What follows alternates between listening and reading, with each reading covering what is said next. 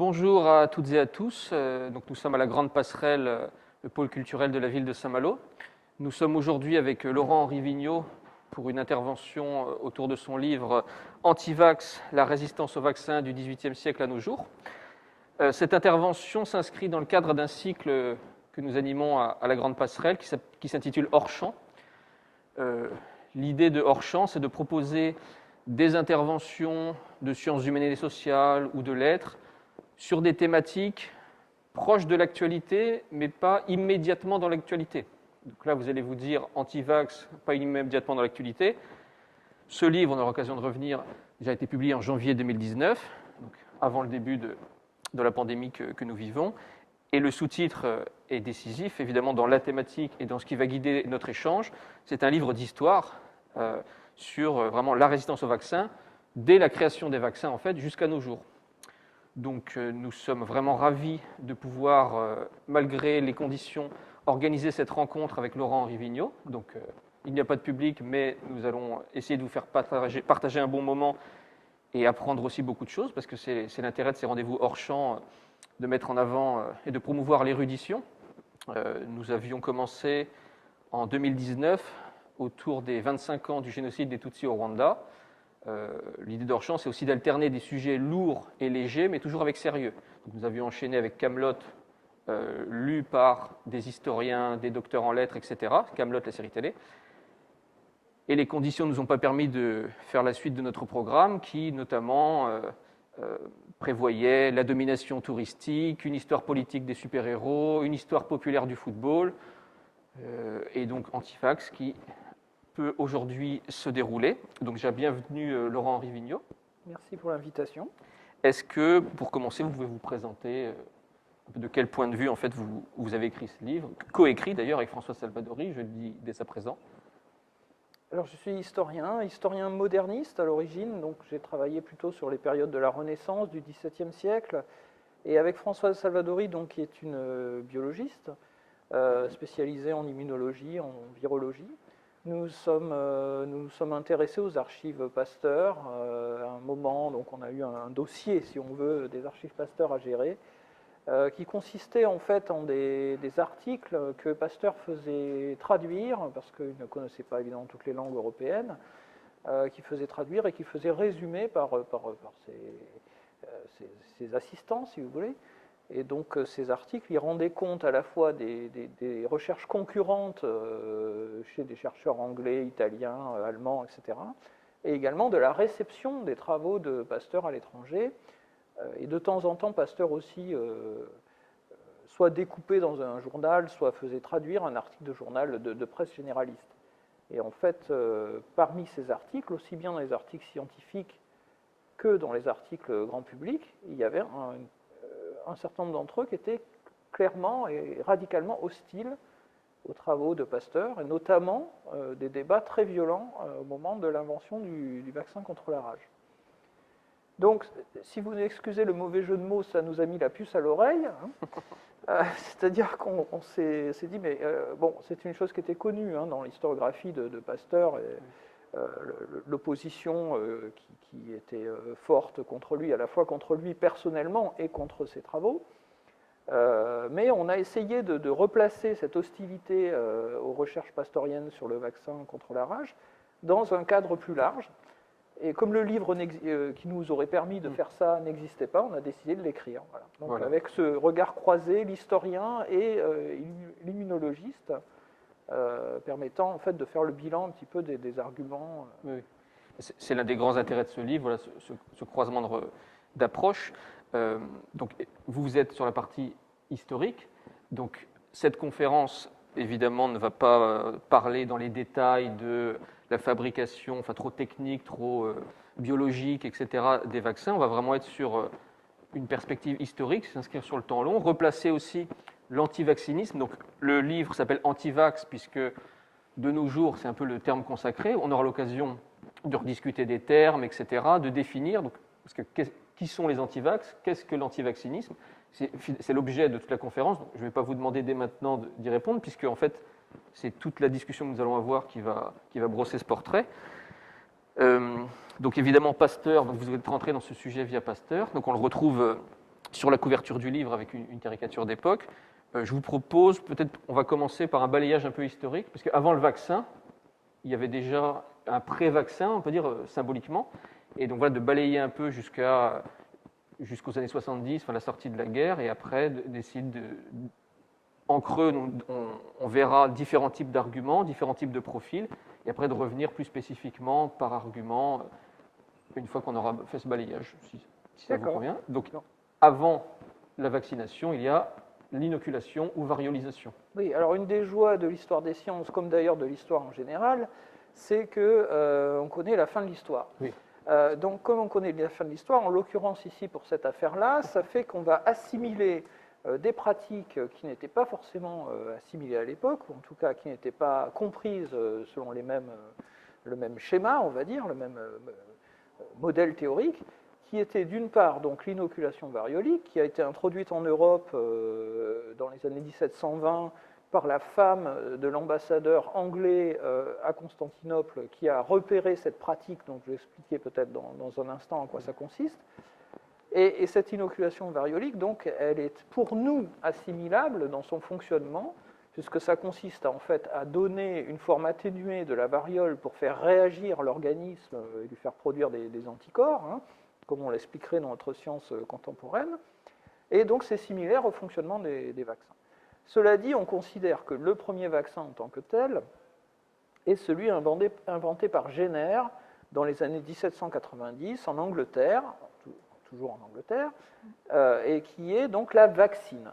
Et c'est ce premier vaccin, qui est aussi un vaccin contre la variole, qui a donné son nom à la vaccination, puisque quand Pasteur, dans les années 1880, a montré qu'on pouvait vacciner contre une autre maladie que la variole, parce que pendant tout le 19e siècle, on ne pouvait vacciner que contre une seule maladie, donc selon deux procédés qui étaient soit l'inoculation, mais qui a été rapidement abandonné au début du 19e siècle, soit la vaccine, Pasteur a donc choisi de donner le nom de vaccination en hommage à Jenner, au procédé qu'il venait d'inventer pour le vaccin contre la rage.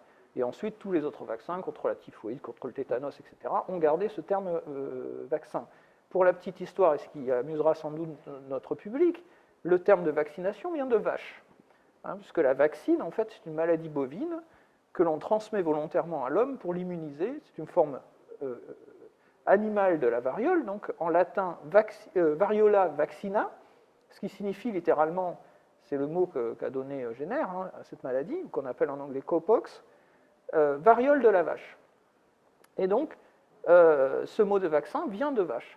Et donc, on en reparlera peut-être tout à l'heure, mais les adversaires de la vaccination ne veulent pas se faire vachiser. Hein. Voilà. Voilà. Donc, voilà d'où vient en fait le procédé et à la fois le mot qui va réunir en fait toutes sortes de pratiques. Mais alors, comme vous disiez, donc, la vision téléologique de l'histoire, enfin, on connaît la fin, mais finalement, l'inoculation a aussi été quelque part l'opposition à l'inoculation. C'est aussi finalement les prémices de ce qu'on va retrouver après. Enfin, on va en discuter, mais des arguments peut-être, parce que dès que l'inoculation, cette pratique importée, à la triple origine, puisque donc vous disiez c'est la femme d'un ambassadeur, donc c'est une femme, ça vient d'Orient, et en plus, c'est la triple origine que vous présentez dans le livre, c'est qu'en plus c'est mondain. Ce qui crée un peu trois axes de crispation, je dirais, dès le départ. Oui, alors je dirais peut-être là aussi un peu en plaisantant que s'il y a des lecteurs paresseux ou pressés, ils pourront se contenter de lire le premier chapitre et ils auront compris tous les enjeux en fait de la suite. Alors ça peut paraître bizarre pour un historien de dire que les choses se répètent et que tout est toujours pareil, hein, rien de nouveau sous le soleil, mais en l'occurrence, ce que je veux dire par là, c'est que le débat sur l'inoculation variolique au XVIIIe siècle est extrêmement riche. Extrêmement riche au sens où tous les arguments pro et contra sont énoncés de manière très claire, très pertinente, parce que c'est aussi un débat philosophique, c'est aussi un débat scientifique dans lequel donc des mathématiciens, des statisticiens interviennent, des médecins bien sûr, mais le débat est bizarrement assez peu médical au départ, et c'est un débat qui engage l'éthique, qui engage la politique, qui engage le droit, et toute une série, évidemment, des enjeux aussi épistémologiques, etc. Alors revenons, si vous voulez, un instant pour dire ce que c'est que cette fameuse inoculation variolique. Donc Lady Montagu, qui est la femme de cet ambassadeur anglais à Constantinople, observe que les enfants, alors je ne sais pas s'il faut dire turcs, parce qu'en réalité c'est surtout pratiqué par les femmes qui sont dites dans l'Empire ottoman levantines, c'est-à-dire en fait ce sont des chrétiens sous domination turque, et les médecins turcs ottomans se méfient en fait de cette pratique. Bon.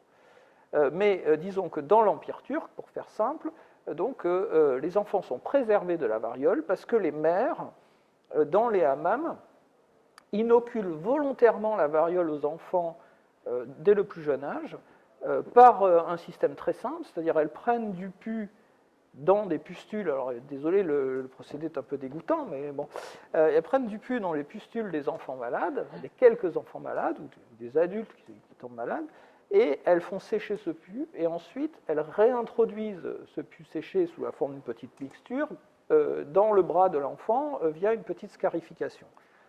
Qu'est-ce que ça donne? Ça donne une réaction immunitaire atténuée, en fait, enfin plus exactement une forme atténuée de la variole, mais là, j'insiste pour qu'on comprenne bien la suite, il s'agit bien du virus de la variole lui-même, cette variole qui tue dans un cas sur 5 ou sur 6, donc c'est une maladie très dangereuse. Oui. 20, et qui touche, toutes les populations, riches et pauvres, voilà. Enfants et adultes. Alors généralement, comme tout ce genre de maladie, elle peut être moins grave dans l'enfance qu'à l'âge adulte. Soit elle entraîne la mort, soit elle entraîne des déformations, enfin c'est les fameuses peaux grêlées, donc ça c'est dans le meilleur des cas, hein, les fameux cratères dans la peau, parce que sinon il y a des destructions du nez, destruction des paupières, risque de cécité, enfin il y a toutes sortes de complications possibles avec cette variole.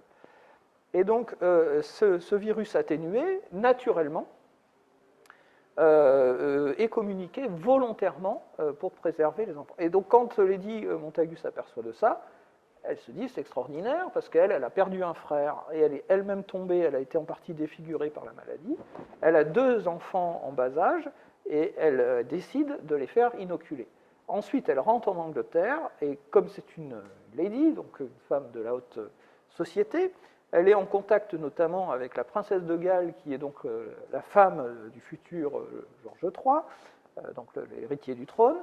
Et elle arrive à convaincre cette princesse de Galles et son mari que ce procédé marche, qu'il faudrait le tester à grande échelle en Angleterre, et c'est ce qui va se passer, c'est-à-dire dans les années 1720-1730, l'inoculation petit à petit va se répandre dans le royaume avant de passer sur le continent, d'être pratiquée en France, etc. Donc là, ce qui est intéressant dans ce débat sur l'inoculation variolique, c'est que d'emblée, il y a un certain nombre de questions qui se posent, qui sont des questions éthiques, qui sont des questions scientifiques. Pourquoi ça marche? Quel est le mécanisme? Est-ce qu'on a le droit d'inoculer? Puisque notamment, il y a un débat assez violent entre d'Alembert, qui est le fameux encyclopédiste, mais aussi un mathématicien de très haute compétence, et Bernoulli, qui est un autre mathématicien, ou Lacondamine, qui est aussi un des défenseurs avec Voltaire du procédé de l'inoculation. Et d'Alembert fait notamment remarquer que ce n'est pas du tout la même chose de provoquer la mort par un geste volontaire que de la laisser advenir par les coups du sort. Donc là, on a en fait, si vous voulez, une sorte de préfiguration du débat sur la balance bénéfice-risque, qui est d'emblée en faveur de l'inoculation, mais d'Alembert rappelle que psychologiquement, la balance n'est pas évaluée tout à fait de la même manière. C'est là dans le livre que vous parlez de cette théorie plus moderne, mais presque même d'économie, je crois, de la théorie de la valeur subjective. Oui, c'est la théorie de la valeur subjective. En fait, la manière dont d'Alembert présente le débat de manière très intéressante, c'est une manière qui va être prise comme modèle dans les réflexions financières et assurantielles notamment.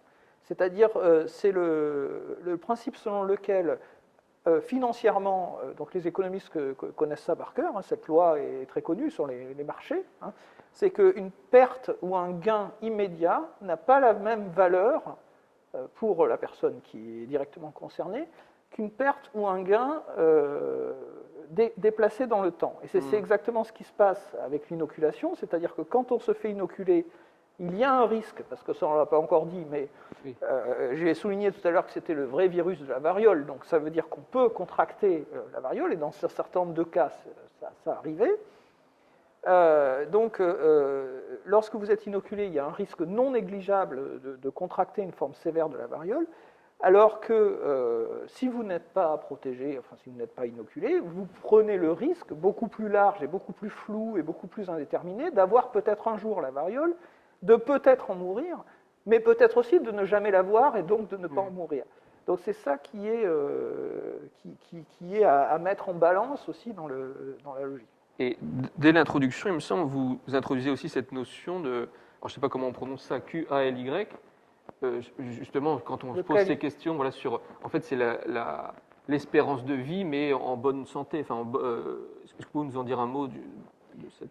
Enfin, alors, ça, effectivement, c'est une partie qui a plutôt travaillé Françoise, oui. mais je peux en résumer en gros l'idée. C'est-à-dire qu'en fait, justement, quand les calculs que font la Condamine ou Bernoulli au XVIIIe siècle sont les calculs que les statisticiens, les épidémiologues ont longtemps fait, c'est-à-dire on calcule sur une échelle de vie l'espérance de vie en fonction des progrès médicaux, sans tenir compte en réalité de la situation concrète de l'individu qui peut espérer peut-être vivre plus longtemps, mais la question est de savoir dans quel état. Bien sûr. Donc ce critère du Cali a été introduit dans l'épidémiologie contemporaine pour justement essayer de tenir compte du fait qu'on ne faisait pas simplement un calcul mathématique sur l'allongement de la durée de vie, mais qu'on estimait aussi la manière dont les gens vivaient jusqu'au bout de leur vie, c'est-à-dire en état de dépendance ou pas de dépendance, avec des maladies chroniques ou pas, etc.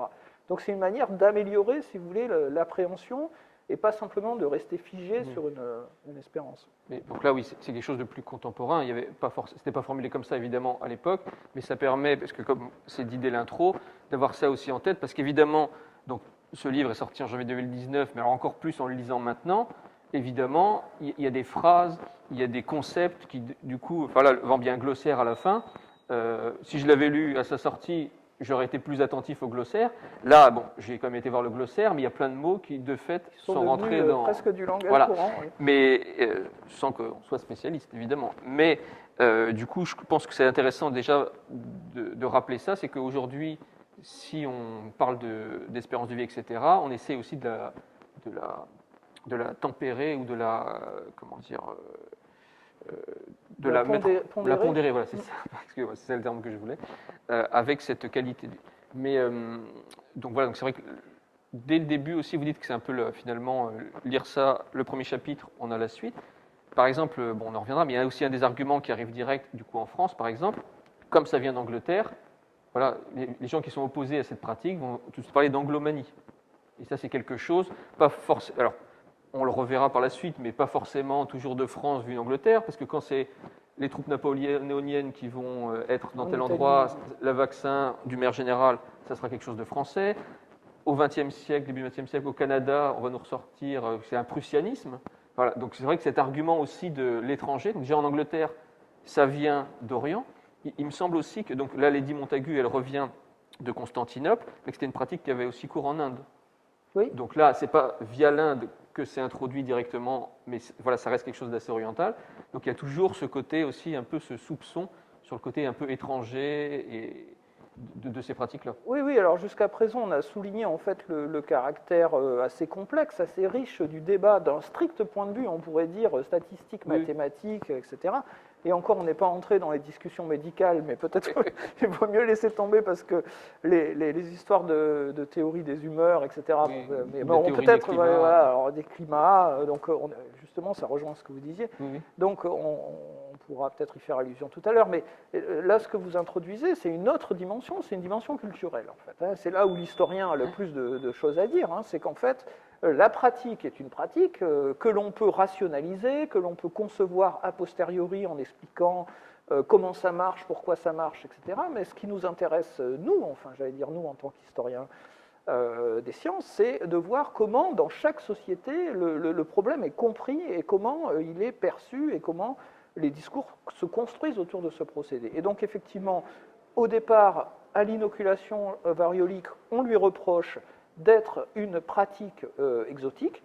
orientale. Donc, en raison de la théorie des climats, certains disent, eh bien, ça ne marchera pas en Voilà. Europe. C'est aussi une pratique féminine, que ce soit dans les hammams de Constantinople ou que ce soit à Londres. C'est Lady Montagu, la princesse de Galles, etc., qui promeuvent la méthode, et donc ça apparaît comme quelque chose de féminin. Et là, vous avez toute une série de médecins qui disent, bon, c'est des remèdes de bonne femme, il ne faut pas en tenir compte, etc. Et puis, des arguments également donc, de type, entre guillemets, chauvin ou nationaliste. C'est la méthode des Anglais, ou c'est la méthode des Allemands, ou c'est la méthode des Turcs, ou c'est la... etc.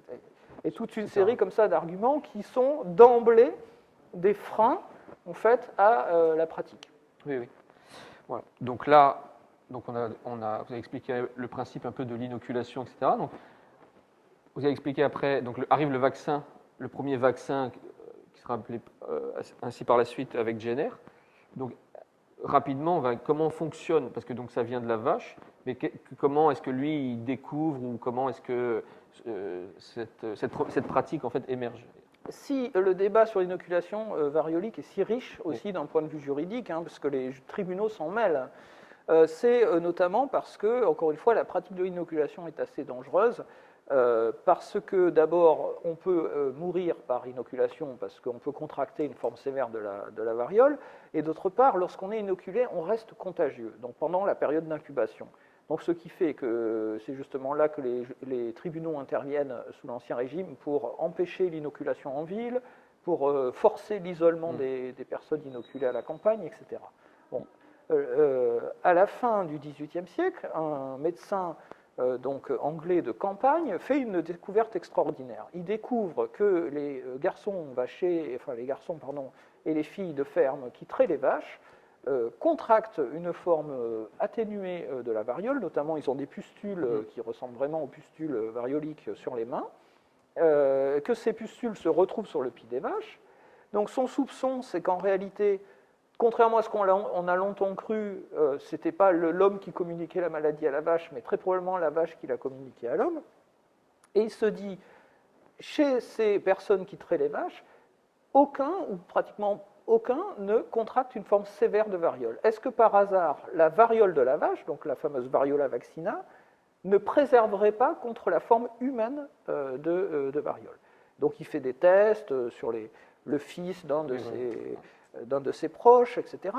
Et très rapidement, il s'aperçoit qu'effectivement, la vaccine, donc c'est comme ça qu'on l'appelle, la vaccine est une maladie quasiment inoffensive pour l'homme, en tout cas inoffensive selon les critères de l'époque, et bien moins dangereuse en tout cas que l'inoculation. Et d'autre part, très gros avantage, la vaccine n'est pas contagieuse d'homme à homme. Donc ça élimine le danger qui était celui de l'inoculation et de la contamination via l'inoculation, parce qu'au XVIIIe siècle, les adversaires de l'inoculation disent chaque fois que vous inoculez quelqu'un, vous propagez la variole. En fait, oui. C'était un des arguments qui était énoncé. Donc c'est pour ça que cette invention de la vaccine par Jenner est comprise tout de suite comme un procédé presque miraculeux, parce que, encore une fois, ça préserve contre une maladie très dangereuse, c'est en soi pas très dangereux, et en plus, on peut, entre guillemets, maîtriser le phénomène. Alors, il y a un mais, je ne sais pas si vous allez m'interroger là-dessus, mais il y a un mais qui est comment se procurer la vaccine. Voilà. Les vaccinifères. Alors, les fameux vaccinifères. Le terme existe à l'époque. Alors, qu'est-ce que c'est que le vaccinifère? De notre point de vue, c'est un phénomène, enfin, disons, une manière de faire un peu effrayante, on va dire. Ça consiste à prendre des enfants qui vont servir de réservoir au vaccin. De bras à bras. Voilà, de bras à bras. Donc en général, on choisit des enfants pauvres dont on paye les parents, ou bien on choisit les enfants de l'assistance publique, donc qui sont vaccinés. Et ils développent, donc, puisqu'il y a quand même une réaction il développe la vaccine, en fait. Il développe la forme bovine non dangereuse pour l'homme de variole. Puisque c'est, alors maintenant, vous parliez tout à l'heure de mots que tout le monde connaît maintenant, c'est une zoonose. C'est-à-dire que c'est une maladie qui peut passer de l'animal à l'homme. Et donc là, en l'occurrence, une fois que l'enfant développe les pustules, on va prélever la lymphe, là aussi pareil, le pus, en fait, de ces pustules vaccinales, et pour vacciner un autre enfant. Donc ça, c'est ce qu'on appelle la vaccination de bras à bras, c'est-à-dire qu'on ne fait plus recours à la vache. Pour une raison simple d'ailleurs, c'est qu'à l'époque, personne ne sait comment, à une échelle de population, et j'allais dire presque continentale ou mondiale, puisque la vaccine se répand dans le monde entier en quelques années, on pourrait faire pour élever toutes ces vaches et comment prélever sur elles le fluide vaccinal. Enfin, c'est industriellement infaisable. En revanche, la technique du bras à bras, c'est-à-dire chaque fois qu'une personne est vaccinée, elle va servir pour fabriquer le vaccin pour d'autres personnes, ça, c'est parfaitement envisageable. Et il y a encore un mais, et vous allez sûrement m'interroger là-dessus aussi. Allez-y. Pardon, je parle trop. Non, mais c'est vous l'intervenant.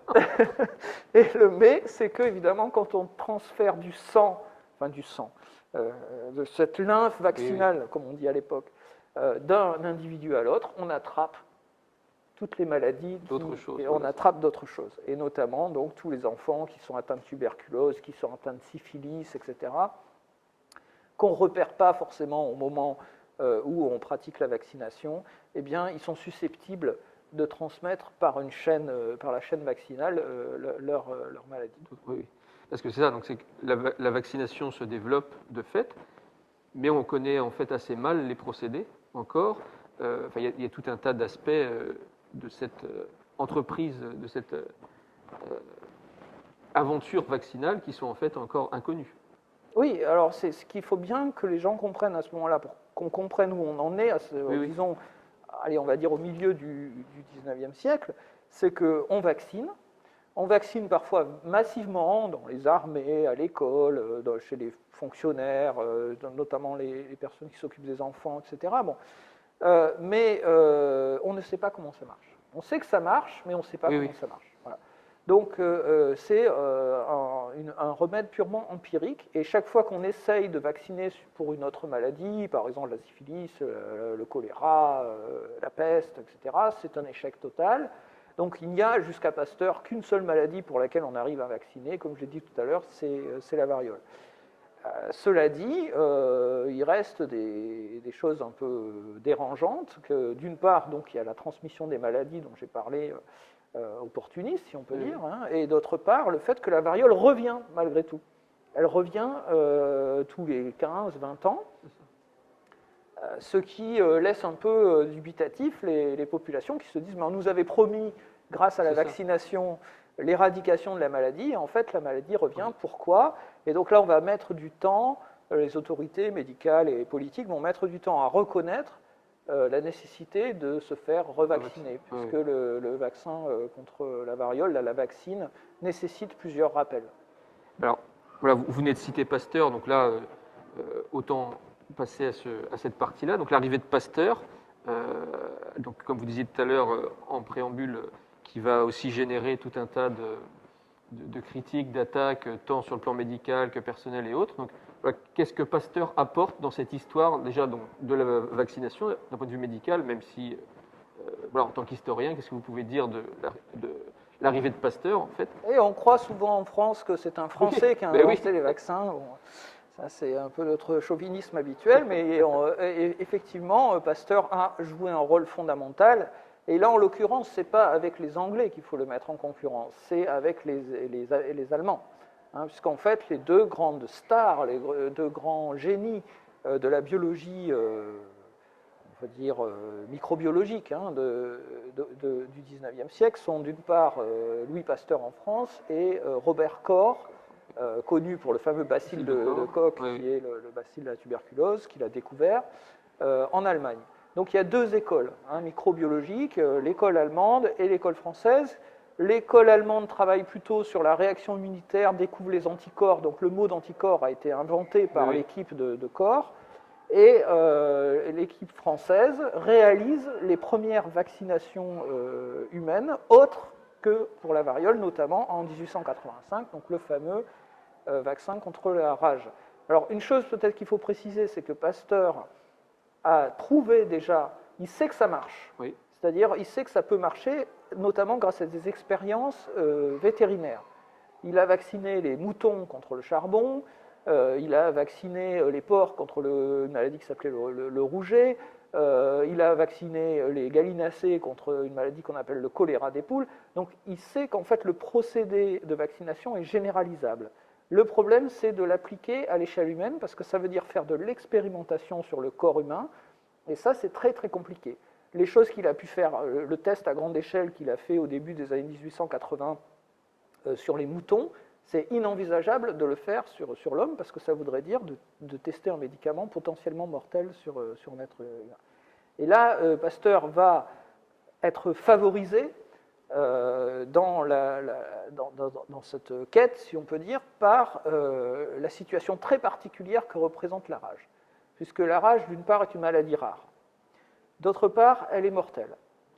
Ensuite, elle est, et ce qui est très rarissime dans les maladies, il y a un temps d'incubation très long qui permet de prendre le virus de vitesse, si on peut dire, en proposant une vaccination après contamination, en raison de la durée de cette incubation. Ce qui veut dire que, et c'est le cas avec la fameuse expérience sur le jeune Meister, Pasteur va se trouver dans la situation où soit il ne fait rien, avec la mère qui le supplie d'intervenir, etc.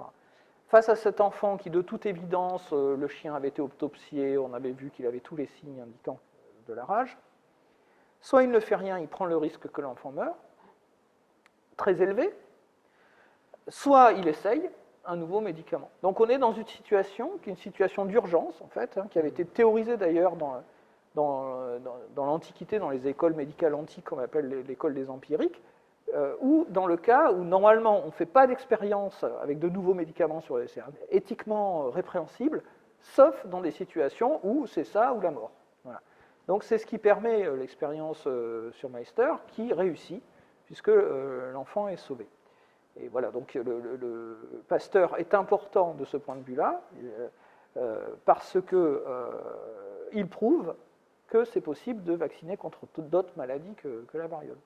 Alors, pour le coup, il y a une autre affaire, enfin, il y a donc cet enfant-là, mais il y a aussi un gros raté.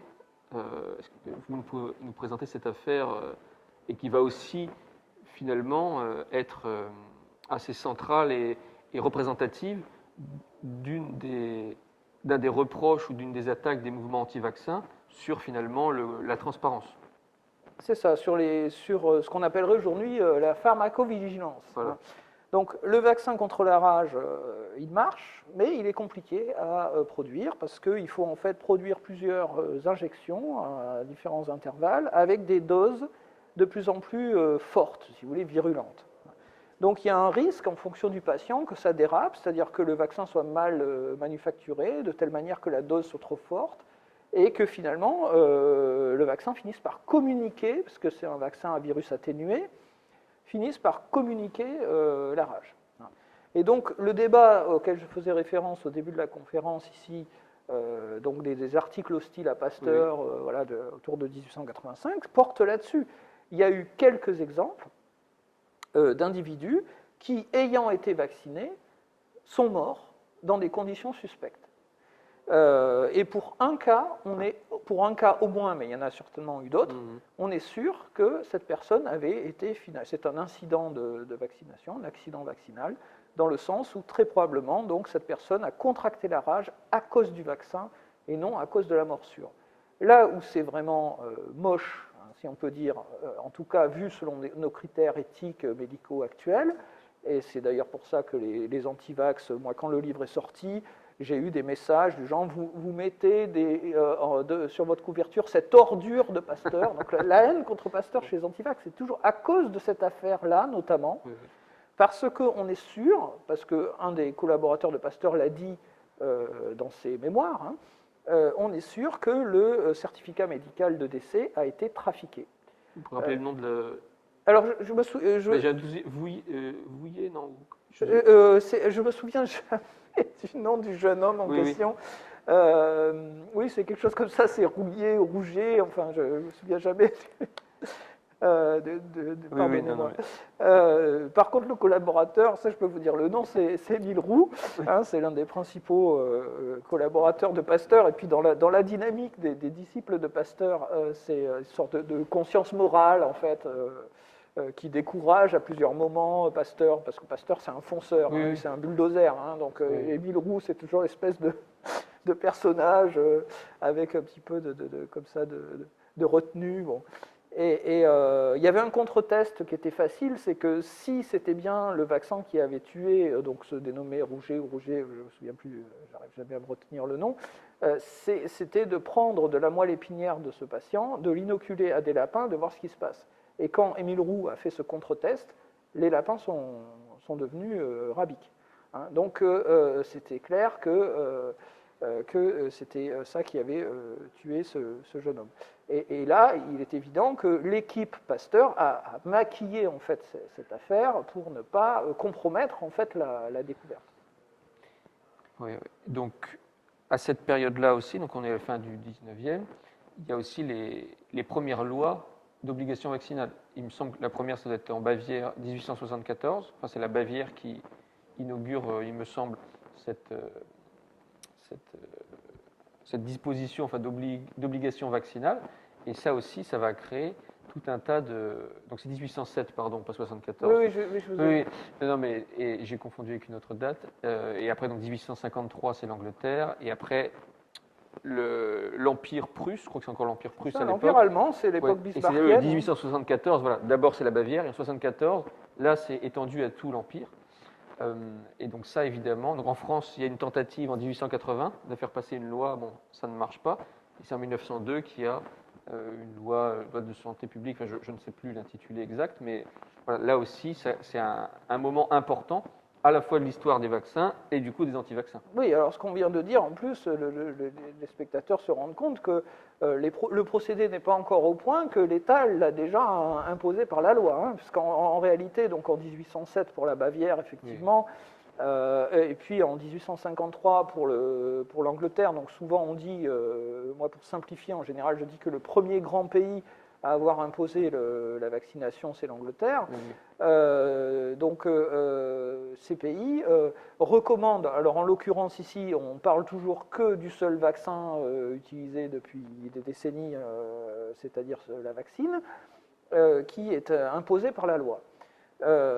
Et donc cette imposition par la loi, cette obligation vaccinale, intervient alors qu'on ne sait pas exactement comment les vaccins fonctionnent, on ne connaît même pas les règles de l'immunologie, puisque l'immunologie est co-inventée là aussi par les écoles franco-allemandes au début du XXe siècle. Donc c'est un élève de Pasteur qui s'appelle Metchnikov, un élève de Koch qui s'appelle Ehrlich, qui sont les co-inventeurs en fait de l'immunologie. Bon, mais en fait les États ont constaté depuis l'époque Jenner que le procédé fonctionne. Et comme le procédé fonctionne, on l'applique, notamment à des fins militaires, notamment à des fins coloniales, c'est-à-dire que on va vacciner dans les colonies, on vaccine d'abord aussi les esclaves jusqu'à l'abolition, hein, pour préserver en fait ce qu'on considère à l'époque comme une marchandise humaine. Parce que d'ailleurs, pardon, ce que vous disiez, même l'inoculation, même la vaccination, absolument, et où en fait elle se fait en Afrique avant l'embarquement. C'est ça. Et du coup, ça permet de, comment dire, comme ça laisse une cicatrice assez forte, quand une fois arrivé à destination, entre guillemets, les esclaves ont plus de valeur s'ils ont exactement. Un cette esclave vacciné ou inoculé, voilà. Mais les deux procédés s'enchaînent, si on peut dire, vaudra plus qu'un esclave non inoculé ou non vacciné, comme vous dites. En plus, il y a une preuve, puisqu'il y a la trace de la scarification. Donc, les États savent que ça fonctionne, ils l'appliquent à certains citoyens, déjà, ou sous-citoyens, et ils en viennent à des positions qui sont des positions d'obligation légale. Alors, il se trouve qu'en 1870, il y a une résurgence, à nouveau une nouvelle vague variolique, une pandémie, hein, donc c'est à l'échelle mondiale, une nouvelle pandémie variolique, et cela renforce encore les États dans la volonté de vacciner toujours plus massivement, etc. Donc l'Empire allemand qui vient de se constituer adopte une loi en 1874, les Anglais renforcent la leur en 1871, les Italiens adoptent une loi en 1886, si ma mémoire est bonne, et les Français se tâtent. Alors les seuls qui refusent la loi, c'est assez significatif, je pense, du débat aussi, et qui renvoie, je crois, comment dire, à des réflexions qu'on peut avoir à l'époque contemporaine, c'est que ces lois d'obligation, elles ont toujours très mauvaise presse en fait auprès de la population. Personne n'aime d'être obligé, et ça je le dis souvent d'ailleurs pour le faire remarquer, le vaccin est le seul médicament que l'État vous impose de prendre. Si vous avez mal à la tête, il n'y a pas une loi qui vous dit vous prenez une aspirine ou alors c'est 50 € d'amende, hein, on est d'accord. Bon, donc le vaccin, c'est vraiment une situation très particulière pour des raisons parfaitement rationnelles, hein, c'est-à-dire la question de la protection collective, etc. Bon. Donc le pays auquel je fais référence, qui est la Suisse, en 1882, il y a une votation et la population suisse rejette à 79% l'introduction d'une loi d'obligation. Mais la plupart des autres pays adoptent une loi, parce que ce sont des systèmes représentatifs et pas des systèmes de démocratie directe. Et en ce qui concerne la France, ben, il y a une proposition de loi qui est écartée au Sénat en 1880, et finalement, donc, c'est la loi de 1902, qui est la grande loi de santé publique, dans l'article 6, qui prévoit l'obligation vaccinale toujours pour la variole. Et donc, là, je vouliez rajouter... Non. Vous parlez de 1870, donc une pandémie, mais 1870, c'est aussi la guerre. Et donc, ça fait le lien avec l'autre temps, on va dire, de cette histoire de la résistance au vaccin, ça va être les deux guerres mondiales. Et le côté très pragmatique des États poussés par les armées de promouvoir cette vaccination parce que l'armée a une vision assez pragmatique de comment gérer ses troupes. Une chose fascinante, c'est que le calcul qui était proposé par la Condamine ou Bernoulli au XVIIIe siècle sur l'inoculation variolique, c'est un calcul de militaire. Oui.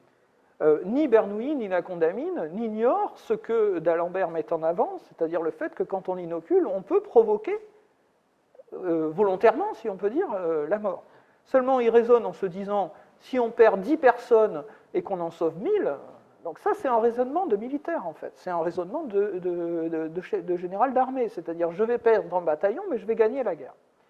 Et donc, la logique vaccinale, en fait, est une logique profondément étatique, et c'est aussi une logique, on pourrait dire, presque de médecine de guerre. Et donc, en effet, en 1870, d'abord, il y a une première leçon que nul n'ignore, c'est que les armées allemandes qui étaient vaccinées et revaccinées, parce que les Prussiens ont été le premier peuple à proposer une revaccination systématique, n'ont à déplorer que 400 ou 500 morts, tandis que les armées françaises qui étaient vaccinées, on pourrait dire monodose, c'est-à-dire une seule fois, dans l'enfance, en fait, les soldats avaient perdu l'immunité et il y a 25 000 morts. Donc tous les états-majors d'Europe ont bien compris que armée vaccinée égale 500 morts, armée non vaccinée égale 25 000. Donc, au cours des Premières et Secondes Guerres mondiales, la protection vaccinale fait d'énormes progrès parce que les états-majors décident de vacciner. Et ce qui est encore plus intéressant, c'est qu'on pourrait penser à ce moment-là qu'ils le font sous la contrainte, mais à ce moment-là, les Anglais, on ne l'a pas dit tout à l'heure, mais je l'introduis à ce moment-là, les Anglais sont revenus de leur modèle d'obligation, et en 1906, ils ont adopté une loi libérale, donc supprimant l'obligation vaccinale, sur laquelle ils ne sont jamais revenus, ils sont toujours sous ce régime. Donc ce qui veut dire que quand la guerre de 14 éclate, il est interdit par la loi d'imposer aux soldats de se faire vacciner. En l'occurrence, à ce moment-là, le grand enjeu, c'est le vaccin contre la typhoïde. Oui.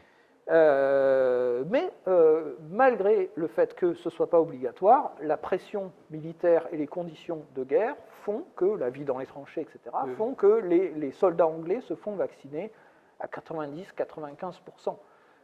Donc ça veut dire que la logique qui intervient dans la guerre, que ce soit sous la forme de la contrainte ou simplement de la menace collective, encourage très fortement les populations à accepter le vaccin.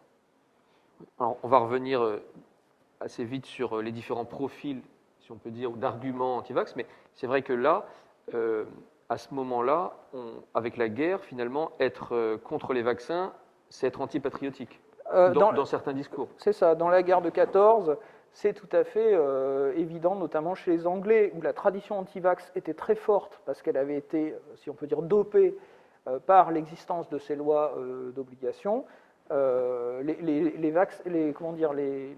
journaux anti-vax anglais du début de la guerre commencent au moment où ils apprennent que les états-majors veulent vacciner contre la typhoïde, ils commencent une campagne pour décourager les soldats de se faire vacciner, et à ce moment-là, ils sont submergés de lettres de citoyens anglais qui leur disent « mais espèce de salopard, vous voulez faire gagner l'Allemagne ». Donc très rapidement, ils sont obligés de faire mezzo voce pour leur discours. Et donc là, les conditions de guerre, si vous voulez, sont très favorables à l'émergence défavorables, pardon, à l'émergence de ce discours. Et donc ensuite, si on suit donc le fil chronologique, vous avez un chapitre au titre qui peut surprendre, mais c'est les vaccins victimes de leur succès. Est-ce que vous pouvez un peu nous parler de cette période et de pourquoi vous arrivez à cette formulation? Alors là, on entre dans quelque chose qui va rejoindre, je pense, l'ambiance dans laquelle nous sommes encore aujourd'hui. C'est-à-dire qu'il faut comprendre qu'après la Seconde Guerre mondiale, on entre dans une ère je pense que beaucoup de gens à l'époque contemporaine ne mesurent pas réellement de là où nous venons. C'est-à-dire que c'est ce que les historiens appellent la transition épidémiologique. C'est-à-dire qu'après la Seconde Guerre mondiale, les progrès de la médecine sont tels que l'espérance de vie s'allonge, en tout cas dans les pays riches et développés, et par ricochet, ça va intervenir aussi dans les pays en voie de développement, etc. Oui. Donc en fait, l'espérance de vie progresse partout, et la mortalité infantile s'effondre, et cela est dû notamment à l'usage, alors au progrès de la médecine, au progrès de la chirurgie, au progrès de l'hygiène. Donc ce qui est crucial, c'est l'accès à l'eau potable, etc. Ce qui est encore d'ailleurs vrai dans les pays où les infrastructures ne sont pas complètement encore en place. Et aussi à l'usage des vaccins et des antibiotiques. Les antibiotiques, ils viennent d'être inventés, si on peut dire, dans le cours de la Seconde Guerre mondiale, ou en tout cas pratiqués à l'échelle industrielle, même si la découverte date des années 30, enfin des années 20, mais l'usage industriel, c'est la pénicilline, c'est dans les années 40. Et les vaccins, ils sont de plus en plus nombreux, ils combattent de plus en plus de maladies, et là naît un espoir qui était déjà existant à l'époque de Pasteur, qui était l'espoir de voir disparaître toutes les maladies infectieuses et contagieuses en particulier, grâce à l'usage des vaccins, grâce à l'usage des antibiotiques. Donc on entre dans une ère, c'est ça le vaccin victime de son succès, oui. C'est qu'on entre dans une ère dans laquelle les maladies régressent. Et il y a un certain nombre de maladies contre lesquelles nous sommes vaccinés que plus personne ne connaît, en réalité, y compris à l'hôpital. La diphtérie, la polio, tout ça, ce sont des maladies quasiment éradiquées dans nos territoires. Et donc, qu'est-ce qui reste? Quand on parlait tout à l'heure de la balance bénéfice-risque, cette balance bénéfice-risque, elle suppose de manière abstraite de mettre en balance les potentiels morts de la maladie avec les morts ou les malades engendrés par le vaccin. Et en général, la balance est très en faveur des vaccins. Mais quand la maladie elle-même disparaît, qu'est-ce qui reste? Eh bien, il ne reste que l'accident technologique. Il ne reste que le risque technologique, c'est-à-dire, en fait, le risque de tomber malade. Plus personne n'a peur de la diphtérie, plus personne n'a peur de la tuberculose, plus personne n'a peur de la polio, mais on va avoir peur de ce que le vaccin contient, qui pourrait nous rendre autistes, nous donner la sclérose en plaques, ou je ne sais quoi d'autre. Alors, parfois, là, je prends des exemples avec des effets secondaires qui ont été démentis, enfin, je veux dire, qui n'existent pas, mais il y a des effets secondaires réels. Bien sûr. Finalement, vous avez cette formule, plus la maladie est loin, moins on se vaccine. C'est aussi ça. Oui, c'est ça un peu l'idée, c'est là où se trouve le paradoxe, c'est l'éloignement face au danger épidémique entraîne une augmentation, si on veut, de l'angoisse sur la possibilité du petit risque qui est un risque technologique. Oui. Alors, on pourrait encore discuter longtemps, pour ce cadre, on va dire historique, etc. Mais on va passer finalement à l'argumentation, à l'argumentaire finalement des anti-vax. Si je vous ai bien lu, et vous pouvez me corriger si je me trompe, il y a 4, disons, types ou familles d'arguments ou de profils, etc. Alors, ce qu'il faut déjà dire, c'est que quand on parle des anti-vax, et on va avoir l'occasion de s'en rendre compte, il n'y a pas un profil type. C'est-à-dire que vraiment, tous les courants politiques, tous les courants religieux. Enfin voilà, c'est vraiment quelque chose d'assez transversal finalement dans tout un tas de groupes de la société. Mais donc il y a quatre on va dire, axes. Il y a le côté religieux déjà, il y a le côté naturaliste, le côté plus politique que je vous ai entendu dans une conférence dire le côté libertarien, si on voulait, et le dernier va être un peu l'alterscience, ou voilà. Donc on va rebrosser un peu ces quatre. Comme on vient de faire un balayage historique, voilà, ça permet plus facilement de prendre tel exemple à telle époque, voilà, on va pouvoir naviguer aussi entre les périodes. Donc instinctivement, c'est vrai qu'on pourrait imaginer que le premier des arguments serait religieux, et parce que Moi, quand j'ai commencé le livre, j'étais complètement Voilà. parti sur cette hypothèse. donc Je pensais que vraiment c'était les sectes, les courants radicaux des religions, dans certaines religions, Donc- et en fait non. et Alors cet argument religieux, il existe, pardon. non, juste parce que sur l'inoculation, on a pu se servir aussi de la Bible.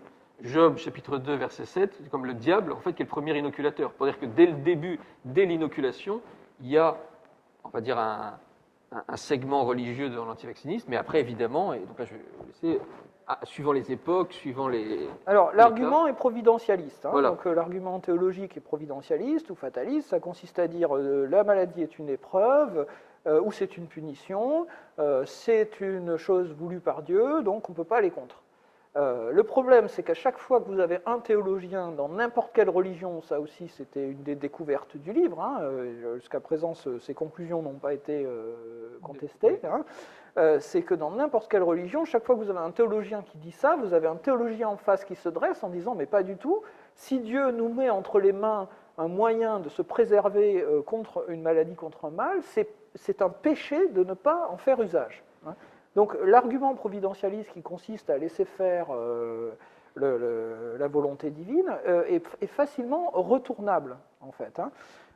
Et c'est ça qui montre que, enfin c'est ça qui révèle que dans toutes les religions, vous allez avoir des courants plus ou moins radicaux qui vont rejeter la vaccination. Et alors là, ce qui est significatif par rapport à l'antivaccinisme aujourd'hui, qui est souvent concentré dans la population civile, si je peux dire, sur un vaccin à la suite d'une polémique ou centré sur un argument, dans l'antivaccinisme religieux, vous allez plutôt avoir des positions qui sont rarissimes dans l'opinion de rejet de l'ensemble du procédé vaccinal. Donc, en fait, ça veut dire, si je résume ça, c'est que dans les religions, il est très rare d'en venir à refuser le vaccin pour des raisons religieuses, mais quand on le fait, en général, ça s'applique à tous les vaccins. Oui, oui. Bon, alors c'est pas tout à fait vrai non plus, parce que, par exemple, si on prend l'antivaccinisme catholique, intégriste, ça focalise sur des vaccins qui sont censés faire usage de cellules souches issues d'avortements, donc par exemple le vaccin contre la rubéole. Donc même là, il peut y avoir des cibles. Hein, bon, voilà. Donc en effet, premier argument, un argument fataliste, et je redis bien que les arguments des uns sont facilement, vous citiez le livre de Job, facilement retournables. Deuxième argument, c'est un argument naturaliste. Alors on pourrait dire que l'argument naturaliste, c'est une forme laïcisée en fait du premier. À la place de Dieu, vous mettez la nature. Alors la nature fait bien les choses, il est nécessaire d'avoir les maladies sont des épreuves, des rites de passage, donc les enfants doivent être malades, parce que ça fait partie de leur éducation, en fin de compte, ça renforce leur système immunitaire, parfois vous avez des discours scientifiques qui se greffent hein, là-dessus, et donc il vaut toujours mieux renforcer son système immunitaire naturellement, en attrapant les maladies, que de les renforcer artificiellement en faisant usage du vaccin. Voilà l'argument naturaliste en gros. Ensuite, il y a un argument politique qui en effet, donc je dis dans certains cas libertarien, en fait, on pourrait appeler ça aussi d'un terme un peu pédant ou savant, de la réactance politique, hein, c'est-à-dire l'État vous dit de faire ci, vous allez faire ça. Chose que aujourd'hui on connaît dans d'autres domaines, puisque effectivement chaque fois que l'État veut se mêler de la conduite en fait du comportement des citoyens, vous avez une partie de la population qui décide de faire exactement l'inverse. Je ne ferai pas de commentaires sur aujourd'hui. Voilà, je c'est vous ça. laisse. On n'en fera pas, mais chacun voit exactement à quoi ça correspond. Donc ça, c'est un phénomène que, en psychologie, hein, on appelle le phénomène de réactance. Hein. Fais ci, non, je vais faire ça uniquement, mais j'ai pas envie de faire ça. Oui. Mais comme tu m'as dit de faire ci, je vais faire ça. Hein, exprès pour montrer que je ne suis pas soumis, en fait. Oui, oui. Et le quatrième argument, c'est un argument, alors que faute des mieux, on ne voulait pas employer le terme pseudo-scientifique. Parce qu'il y a des époques où, en fait, on ne sait pas comment les vaccins fonctionnent. Donc le discours qui est tenu par certains médecins pour dire ça ne marchera pas pour telle ou telle raison, en fait, par rapport à la science de l'époque, ce n'est pas plus absurde qu'autre chose. Aujourd'hui, on sait que... Alors aujourd'hui, on sait que, effectivement, peut-être on ne sait pas tout, d'ailleurs, hein, donc il faut laisser toujours la porte ouverte à d'éventuelles découvertes qui nous montreraient que ceci ou que cela, mais enfin, disons qu'on considère globalement avoir compris comment le système immunitaire fonctionnait et qu'un certain nombre de maladies, depuis l'époque de Koch et de Pasteur, sont identifiées comme des maladies infectieuses dont la cause principale est le contact avec un pathogène. Parce que c'est ça qui est en cause, c'est est-ce qu'on accepte ou pas la théorie des germes. Et aujourd'hui, toute personne qui se mettrait en retrait par rapport à la théorie des germes, c'est pareil pour la théorie de l'évolution en biologie ou la théorie de la relativité en physique ou je ne sais pas quoi, se mettrait en dehors du champ je dirais, officielle de la science, majoritaire, enfin vous l'appelez comme vous voulez, canonique, oui, académique, enfin voilà. Bon, donc c'est pour ça qu'on a repris l'expression d'un très joli livre d'Alexandre Moati qui s'appelle l'Alterscience, qui justement traite de ces questions. C'est à différents moments de l'histoire des sciences, des scientifiques, parce que c'est très important donc, de souligner à ce moment-là qu'il s'agit de savants, se mettent en porte-à-faux par rapport au paradigme dominant, et défendent des théories alternatives. Donc c'est pour ça le terme d'alterscience. Et ça a été constant tout au long de l'histoire des vaccins. Pour ce groupe spécifique, j'ai vu, je sais plus si c'est dans le livre ou dans une interview, où vous utilisez deux adjectifs, c'est hypercritique et surrationnel. Alors c'est dans le livre, ça effectivement, oui, hypercritique et surrationnel. Ça c'est encore autre chose, si on peut dire. C'est-à-dire qu'on peut défendre des théories alternatives, encore une fois, toute question de savoir quelles sont les preuves qui sont associées à ces théories alternatives. Si elles sont alternatives, c'est que l'ensemble de la communauté scientifique a plutôt tendance à considérer que les preuves sont insuffisantes. Hein. Et puis par ailleurs, chez Monsieur Tout-le-Monde, là pour le coup, pas que chez les scientifiques, il y a une habitude qui est une habitude très contemporaine, je dirais très accentuée après 68, à cause de la mise en cause des autorités politiques, médicales, etc., qui est une attitude surcritique. C'est la folie du doute, la société du doute. Il y a un célèbre sociologue qui a écrit un magnifique livre qui s'appelle « La société du risque ». Cette société du risque, elle a aussi engendré une société du doute, hein, où tout est systématiquement remis en cause, et je dirais que de manière significative, on apprend aux enfants, dès le plus jeune âge, à douter, etc. Patrick Zilberman, qui a écrit à l'automne un livre sur les vaccins aussi, qui s'appelle « La guerre des vaccins », en parle. Il dit que ce doute, en fait, est constitutif des sociétés démocratiques. Hein, c'est-à-dire que ne pas croire à ce qu'on vous dit, ça fait partie du logiciel, si on peut dire, du citoyen contemporain. Or, il se trouve que, exactement comme maintenant tout le monde a entendu parler de ces fameuses tempêtes cytokiniques, hein, c'est ce qui, semble-t-il, fait mourir les patients de la Covid, c'est lorsque le système immunitaire s'emballe.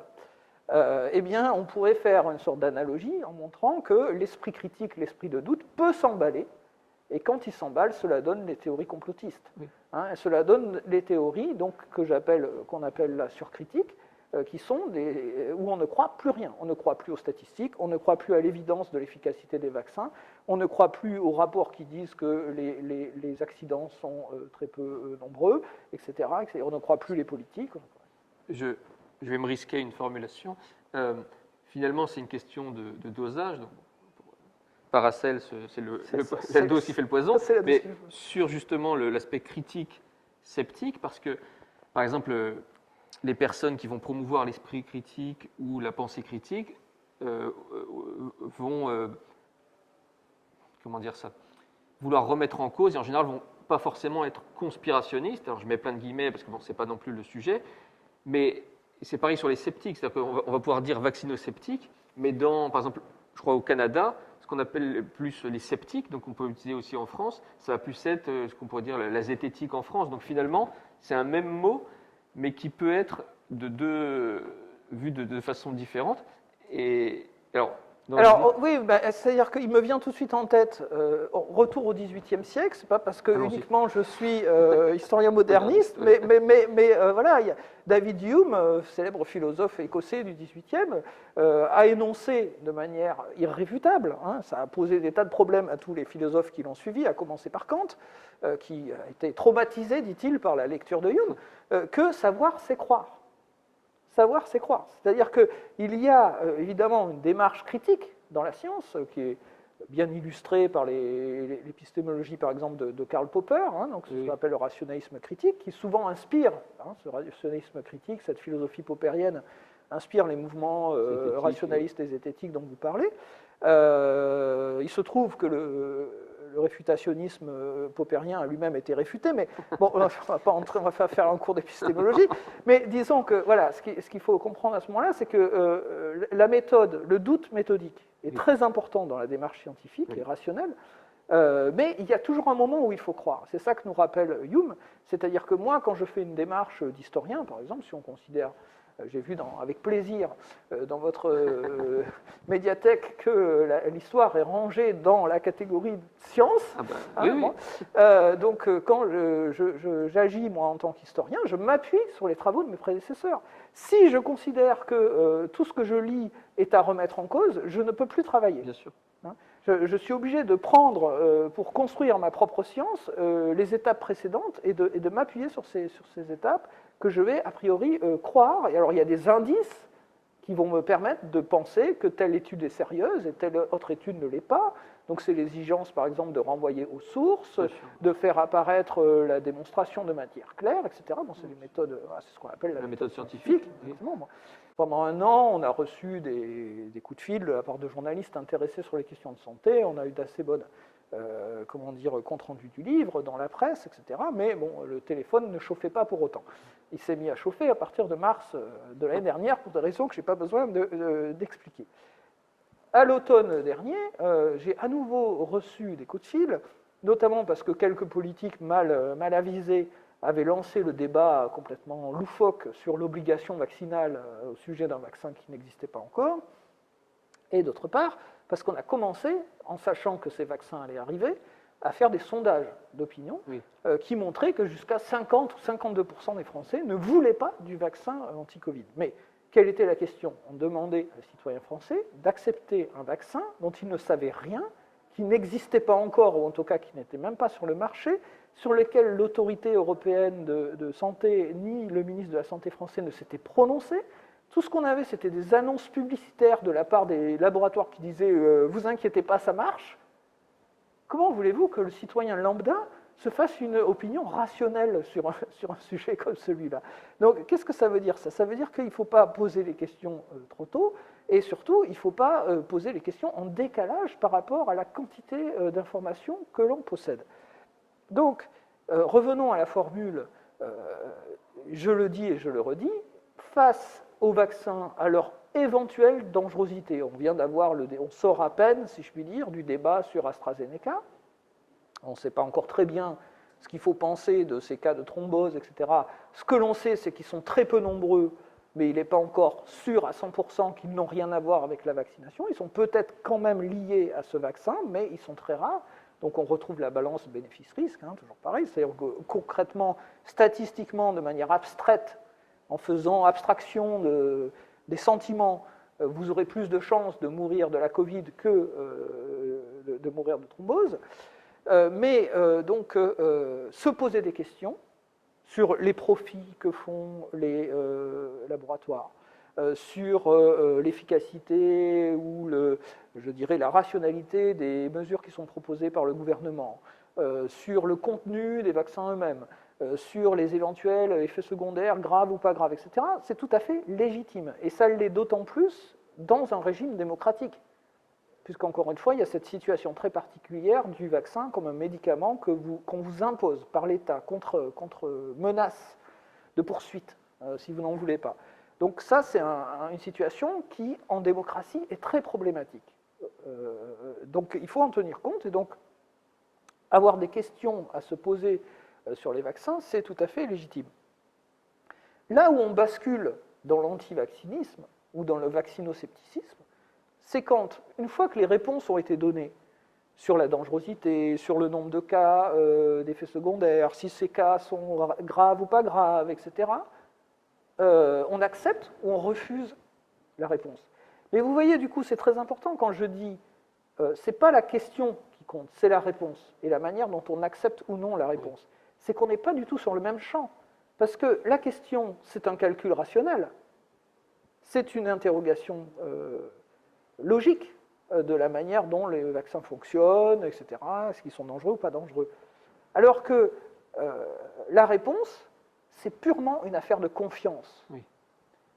Est-ce que je crois le ministre de la Santé? Est-ce que je crois le labo? Est-ce que je crois l'Agence médicale européenne? Vous voyez, c'est toute une chaîne en fait de confiance. Ça me fait penser, comme exemple concret de ce que vous dites, l'affaire Wakefield sur le vaccin contre le vaccin ROR qui donnerait ou qui causerait l'autisme. Où là, donc je vais vous laisser après revenir dessus si vous voulez, mais ça a été démontré du coup que c'était faux, enfin que en plus c'est des histoires d'argent pour le coup, parce que ça on pourrait y revenir aussi, que l'aspect de l'argent, enfin on en reviendra après. Là pour le coup c'était quelqu'un, on va dire du camp anti-vax. Oui, parce que souvent cet argument financier, voilà, c'est de l'autre côté. C'est de l'autre côté. Mais et là-dessus, c'est vous donner un exemple avec le couple Jim Carrey, Jenny McCarthy, que du coup là ça a été démontré qu'en fait c'est comme si l'association ROR, autisme est acté. Après, dans l'esprit, il n'y a plus qu'à trouver la justification, en fait. C'est-à-dire qu'on fait à l'envers. C'est-à-dire que ça a été démonté, mais finalement, on reste sur l'idée de départ qui s'est diffusée. Et voilà, c'est vraiment, je dirais, un événement assez, qui a eu un impact énorme et assez néfaste sur la méthode scientifique. Et donc, voilà, on est à la recherche, finalement, de justification. On prend les choses à l'envers. Et il y a une chose encore plus fascinante de ce point de vue-là, c'est qu'on s'est aperçu qu'en écrivant le livre, chaque école, si on peut dire nationale d'anti-vaccins ou de vaccinosceptiques, s'obsède sur un vaccin et sur notamment, en ce qui concerne la question des adjuvants, oui. Donc s'obsède sur un adjuvant ou sur un autre, et finalement, donc, vous parlez... Alors en population générale, parce que si on parle des militants anti-vax, eux, ils sont au courant oui. de tous les débats dans tous les pays, et ça depuis longtemps d'ailleurs, dès le 19e siècle, ils s'échangent des informations, des fiches. Mais disons, si vous interrogez un anti-vax lambda, ou enfin une personne sceptique lambda aux États-Unis, vous lui parlez du vaccin, de l'adjuvant aluminique, il n'en a jamais entendu parler. Si vous parlez de l'adjuvant mercuriel, donc à base de mercure, oui. Alors là, il fait des bonds en l'air en disant oui, oui, autisme, etc. Faites la même chose en France. L'adjuvant mercurial, je ne sais pas ce que c'est. Adjuvant aluminique, ah oui, oui, la sclérose en plaques, le vaccin anti-hépatite B. Donc par rapport à ce que vous disiez, ce qui est intéressant, c'est que finalement, l'effet indélébile en fait, de la polémique Wakefield dans les pays anglo-saxons a un équivalent en France, et ça je l'ai constaté encore très récemment en discutant avec des personnes donc, plutôt bien informées sur ces sujets, qui étaient persuadés, dur comme fer, que la responsabilité du vaccin anti-hépatite B et l'émergence de cas de sclérose en plaques était fondée scientifiquement, qui n'étaient pas au courant du fait que ce lien a été démenti, enfin on a fait 10 ans de recherche et on n'a jamais pu confirmer l'existence de ce lien. Alors, on est toujours dans la controverse scientifique, maintenant tout le monde sait là aussi depuis un an que les médecins ne sont pas d'accord entre eux, les savants ne sont pas d'accord entre eux. J'ai dit dans un article que déjà ancien, que le citoyen lambda est volontiers pacifiste en matière de science. C'est-à-dire l'histoire qu'on lui vend, c'est que la science c'est un royaume de bisounours, tout le monde s'aime et tout le monde est d'accord, et il n'y a toujours qu'une seule loi, c'est des choses qu'on apprend en fait dans les manuels scolaires. Et nous savons, en tant que chercheurs en sciences sociales, ce qu'on appelle les science studies en anglo-saxon, en anglais, c'est que c'est pas du tout comme ça. Et donc, ce qui s'est révélé, par exemple, au cours de la crise Covid, autour de l'affaire Didier Raoult, etc., c'est ce que nous savons de toute éternité, si on peut dire, sur les rapports de conflits extrêmement violents qui existent à l'intérieur de la science. Donc voilà, ici, là, les choses se sont un petit peu révélées. Et d'ailleurs, pour rester sur la science, le mouvement anti-vax, l'antivaccinisme, a un rapport assez, pareil, je ne sais plus si je vous ai entendu ou si c'était dans le livre, un rapport assez opportuniste à la science. C'est-à-dire que la science, c'est vraiment, pour certains types d'arguments, par exemple, plutôt les naturalistes, par exemple, apparemment la science, c'est l'ennemi, la rationalité, etc. etc.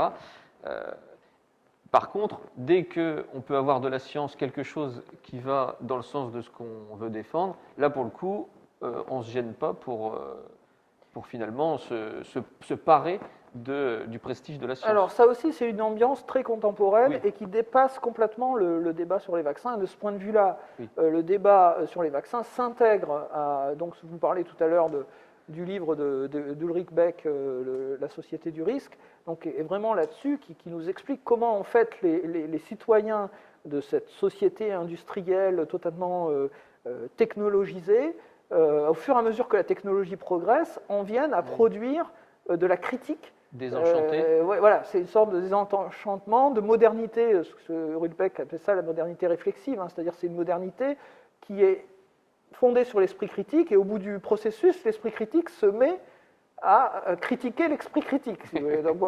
Donc c'est là où effectivement les enjeux sont énormes. Donc de ce fait, les antivax, là, ils en viennent à user effectivement des acquis de la science de manière opportuniste, mais je dirais un peu de manière comme nous le faisons tous en fait. Hein. C'est-à-dire, on revient à la formule savoir c'est croire. Alors eux, ils ont d'autres modes de croyance, si on peut dire, où ils insistent sur d'autres connaissances quand la majorité reconnaît plutôt.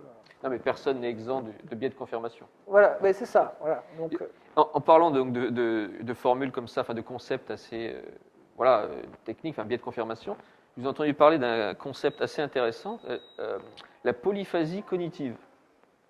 Alors, peut-être que ça tombe là comme un cheveu sur la soupe, mais c'est là que j'ai envie de l'amener. Finalement, qu'est-ce que vous pouvez nous dire de ce concept-là? Alors, je ne suis pas un très grand usager, j'ai lu ça, j'ai lu un article en passant, et ça me semblait intéressant parce que vous parliez tout à l'heure, juste à l'instant, hein, de dissonance cognitive ou de biais cognitif. Oui. Le problème de cette approche-là, moi, que j'ai avec ce genre d'approche, c'est qu'en fait, des biais, tout le monde en a. Et donc, c'est un peu bizarre de dire, ça devient rapidement un argument d'accusation, c'est-à-dire telle personne ne raisonne pas correctement car elle a un biais cognitif, ce qui laisserait sous-entendre qu'il y a des gens qui sont plus logiques et qui, eux, savent s'émanciper en fait de leur...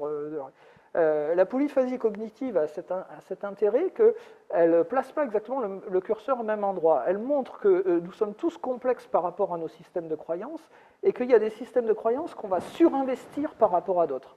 Et en plus, on peut même imaginer que non seulement ça dépend des individus, mais ça dépend du temps aussi. C'est-à-dire que le surinvestissement ne va pas se faire de la même manière à différents moments en fait, de votre vie, ou si vous êtes confronté à différentes circonstances. C'est-à-dire que vous pouvez répondre A dans une situation qui vous stresse et répondre B dans une situation que vous considérez comme plus sécurisée, si vous voulez. Hein. Donc c'est ça la polyphasie cognitive, c'est le fait que nous vivons avec plusieurs schémas de croyances et de logique en permanence, et que nous allons investir en fait ces différents moments avec différentes valeurs, si vous voulez, en fonction des circonstances. Donc ce qui veut dire que ça explique pourquoi quand il y a un article très rigolo, très sérieux en même temps, qui a été écrit récemment au cours de l'année par des jeunes sociologues qui travaillent sur la question de l'antivaccinisme contemporain, qui l'ont intitulé « I'm not anti-vax, but ». Hein, donc c'est cette phrase qu'on entend, que j'ai entendue moi des centaines, des milliers de fois, « je ne suis pas anti-vaccin, mais ». Et donc, qu'est-ce qui suit le « mais » Eh bien, il suit une personne qui va dire « j'ai peur de ce qu'il y a dans la seringue ». Une personne qui va dire « je ne trouve pas ça normal que l'État nous oblige à. Une personne qui va dire le vaccin a été produit trop vite. J'ai pas confiance. Donc, en fait, ce qui suit le mais, ça va être justement cette espèce d'échelle de valeur que chacun va se construire. Alors moi, en général, j'explique ça par 3 niveaux. S'il nous reste quelques minutes, je veux bien aborder ce point aussi.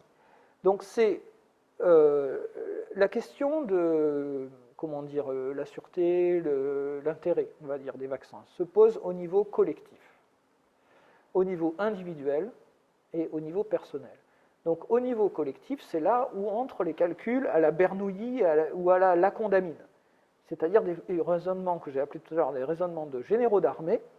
Quand on fait le bilan à l'échelle d'une vie, à l'échelle d'une population, etc., généralement, on peut considérer que les vaccins sont utiles. On pourrait discuter de tel ou tel vaccin correspondant à telle époque où la maladie a disparu, et donc est-ce que ça vaut encore le coup de vacciner? Bon. Mais globalement, à l'échelle collective, on a atteint un résultat très en faveur de la pratique vaccinale. À l'échelle individuelle, c'est déjà plus compliqué, parce que vous avez des populations qui vont être exposées, d'autres qui ne vont pas être exposées, et vous avez des gens qu'il ne faut pas vacciner parce qu'ils sont immunodéprimés, par exemple, ou qui sont allergiques à telle ou telle chose que contient le vaccin, et pour eux, la loi générale qui vaut « il faut se faire vacciner », pour eux, elle ne vaudra pas. Donc c'est à l'échelle individuelle. Donc ça, c'est assez facile à comprendre. J'y ajoute la dimension que j'appelle la dimension personnelle. La dimension personnelle, c'est comment moi je me vis par rapport aux risques, par rapport aux dangers, aux risques technologiques, aux dangers épidémiques. Est-ce que j'ai peur des seringues? Est-ce que je fais confiance dans les médecins? Comme je disais tout à l'heure, aussi la confiance politique joue énormément. Donc à l'échelle personnelle, les choses sont encore plus brouillées. Et c'est là où on retrouve, comme fonctionnant à plein régime, la polyphasie cognitive. Oui. C'est-à-dire, là, j'ai mes échelles de valeurs qui vont entrer en conflit les unes avec les autres. Je vous donne un exemple simple. J'ai discuté avec des agriculteurs qui m'ont dit, mais moi je ne suis certainement pas anti-vax, je fais vacciner mon troupeau. Je crois en l'efficacité des vaccins, j'utilise les vaccins pour protéger mes bêtes, mais moi j'estime que je n'ai pas besoin du vaccin. Parce que je suis tout seul, ou avec ma famille, mais souvent tout seul hélas, dans ma ferme, je ne vois personne, je ne vais pas dans des fêtes, et donc là, à cette échelle personnelle, il y a une espèce de calcul qui n'est pas irrationnel et qui consiste à dire je ne prends aucun risque en fait dans ma vie quotidienne. On sait que ce n'est pas tout à fait vrai parce que par exemple, on a vu que certains agriculteurs, notamment âgés, qui faisaient venir des aides-soignantes et des infirmières pour faire des piqûres quotidiennes, avaient été contaminés par ce biais-là. Donc le danger existe, je ne suis pas en train de dire les agriculteurs ne risquent rien, Oui. ce n'est pas la peine qu'ils se fassent vacciner, qu'on soit bien d'accord. Oui. Mais ce que je veux dire, ce qui me semblait clair, c'était dans l'explication qui m'était donnée là, c'était que la personne s'estimait dans une situation personnelle qui la mettait à l'écart du danger épidémique. Et donc, à quoi ça sert de jouer à la roulette russe par rapport à l'éventuel effet secondaire, même rarissime, du vaccin? Pour arriver à remettre les choses dans l'ordre, c'est-à-dire à arriver à se convaincre que finalement c'est quand même mieux de se faire vacciner, il faut faire fonctionner ce que j'appelle l'ascenseur de la raison, de la cave au plafond, de la cave au grenier, pardon. C'est-à-dire qu'il faut raisonner à l'échelle personnelle, parce que de toute façon ça, c'est normal de le faire, mais il faut aussi raisonner à l'échelle individuelle. Est-ce que je suis un agriculteur diabétique? Est-ce que je suis un agriculteur en surpoids? Alors là, j'augmente sacrément ma marge. Peut-être j'ai très peu de chances d'avoir la Covid, mais si je l'ai, j'ai beaucoup de chances d'en mourir. Oui. Bon. Et qu'est-ce que je pense de mes enfants, petits-enfants que je vais voir à la ville une fois de temps en temps? Est-ce qu'ils peuvent me donner la maladie? Ça, c'est l'échelle collective. Est-ce que moi, je peux leur donner et mettre en danger mes proches? Donc, pour pouvoir raisonner correctement sur les vaccins, je dirais qu'il faut agir à ces trois niveaux, il faut réfléchir à ces 3 niveaux. Si vous restez enfermé dans votre bulle personnelle, vous risquez de faire le mauvais choix. Si vous restez enfermé dans la bulle collective, vous risquez de manquer en fait les raisons pour lesquelles les gens sont réticents ou hésitants à l'égard des vaccins. Donc oui, le temps tourne, on a encore un petit peu de temps. Donc c'est vrai que là, il y a Donc je ne peux évidemment qu'inviter les gens à lire le livre parce qu'il y a vraiment plein d'arguments, d'exemples. Voilà, vous disiez par exemple tout à l'heure que sur l'aspect religieux, pour revenir un peu en arrière sur les 4 grands, ça touchait toutes les religions. Enfin, je vous laisserai découvrir, mais par exemple, on n'imagine pas que l'opération Geronimo pour la capture et du coup de fait, enfin, l'élimination de Ben Laden, finalement, alors après voilà, on ouvre plein d'autres choses, mais comment dire, cette opération a pu se faire. D'abord, il y a une vraie fausse campagne de vaccination à proximité pour avoir de l'ADN, pour essayer d'avoir plus de preuves sur le fait que Ben Laden était bien là. Donc tout ça, évidemment, une fois que ça se sait, bon, c'est démenti par la CIA, une fois que ça se sait, ça génère un peu de complotisme, etc. Mais vous nous dites, par exemple, en même temps que l'Arabie saoudite est le premier en termes de, je ne sais plus la terminaison exacte, mais la terminologie, pardon. Confiance, voilà, la confiance vaccinale. Si on prend, par exemple, là, on l'a revu récemment pour les juifs ultra-orthodoxes en Israël, parce que voilà, donc, pas de commentaires sur la politique vaccinale d'Israël, mais on en a du coup beaucoup entendu parler, et que le fait qu'il y avait des communautés, des familles, des villes, des quartiers. Bon, bah ça, pour reprendre des exemples, vous citez la communauté juive de Brooklyn. New York, À Brooklyn, voilà, en 2013, voilà, la rougeole qui revient. Donc voilà, on pourrait dire, je tente une synthèse un petit peu, finalement l'aspect religieux a pu exister au début, mais comme vous dites, à chaque fois on avait le pour, le contre, saint Thomas d'Aquin et la doctrine du double effet, enfin, etc.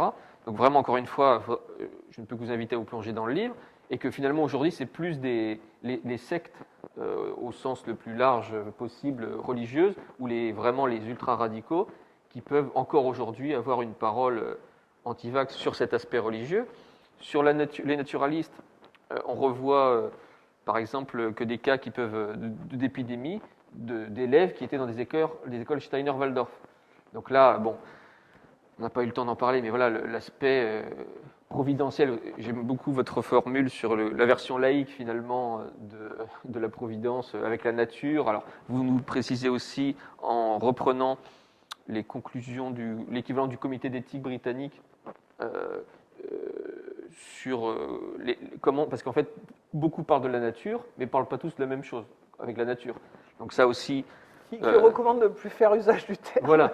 Là, je vous fais un teaser un peu de tout ce que vous allez pouvoir trouver dedans, etc. Et donc, mais c'est vrai qu'il y a eu des épidémies aussi de rougeole, des élèves qui étaient à côté de Colmar, enfin voilà, des choses qui ressortent comme ça. Aux États-Unis, pareil, à Disneyland, pouf, une épidémie parce que des élèves, pareil, qui n'avaient pas été vaccinés. Donc, Steiner, juste quand même pour dire un mot,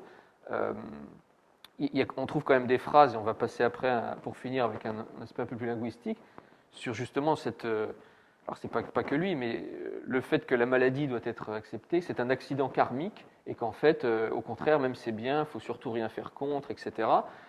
Et donc, il me semble que dernièrement, il y a encore eu des affaires où, parce que la vaccination n'est plus que pas recommandée dans ces écoles-là, donc voilà, vous avez tout ça. Alors en général, ils sont très prudents, hein, parce qu'ils savent Oui. qu'il y a des lois Ah oui, qui... ça, oui. Donc, soit ils n'en parlent pas, soit ils en parlent de manière détournée. Il n'y a jamais de conseil directement énoncé aux parents de ne pas se faire vacciner Bien ou de ne sûr. pas faire vacciner les enfants. Mais par contre, ils laissent entendre qu'on peut s'en passer, que voilà. Donc c'est là, il y a évidemment... Il y a toute une cosmogonie.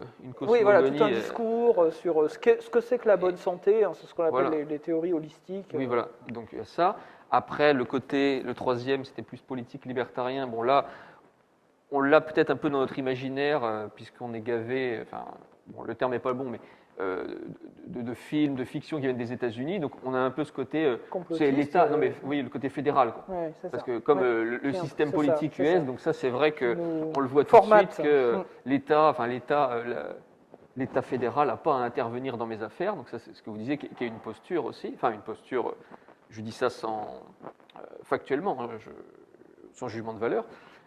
Et donc ce dernier, donc, en reprenant le terme de l'alterscience, Alexandre Moatti, voilà, pardon. Donc voilà un peu les 4 grands groupes.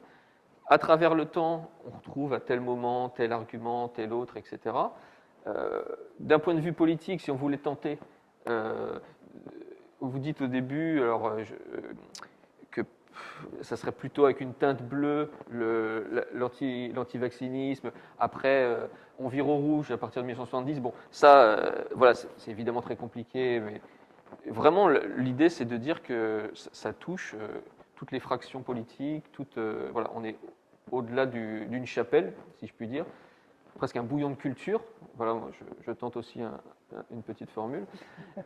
Et avant d'arriver peut-être à une sorte de conclusion, il y a un aspect donc, que j'avais abordé avec vous dans nos échanges et qui avait paru vous intéresser, c'est la créativité des mouvements anti-vax. Alors, en termes d'action, finalement, presque un laboratoire.